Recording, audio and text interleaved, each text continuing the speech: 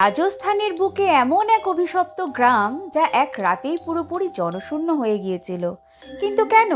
জয়সলমীরের কাছেই অবস্থিত এই কুলধারা 1291 সাল নাগাদ পালিওয়াল ব্রাহ্মণরা এই গ্রাম গড়ে তোলে। মরুভূমির বুকেও দারুণ সম্পদশালী আর উন্নত ছিল এই জনপদ। কিন্তু কাল হলো এক অত্যাচারী দেওয়ান সেলিম সিং। তার নজর পড়ল গ্রাম প্রধানের সুন্দরী কন্যার ওপর। জোর করে মেয়েটিকে সে বিয়ে করতে চাইল। ব্রাহ্মণরা বাধা দিলে সেলিম সিং পুরো 84টি গ্রামের ওপর অস্বাভাবিক কর চাপানোর হুমকি দেয়। নিজেদের সম্মান বাঁচাতে রাখি পূর্ণিমার রাতে কুলধারার সব মানুষ একযোগে গ্রাম ছেড়ে চিরতরে হারিয়ে যায়। যাওয়ার সময় তারা অভিশাপ দিয়ে যায়, কেউ কোনো দিন এখানে বসতি গড়তে পারবে না।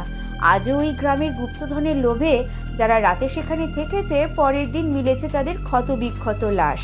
আপনি কি সাহস করে এমন গ্রামে এক রাত কাটাতে পারবেন? আমাকে অবশ্যই জানান।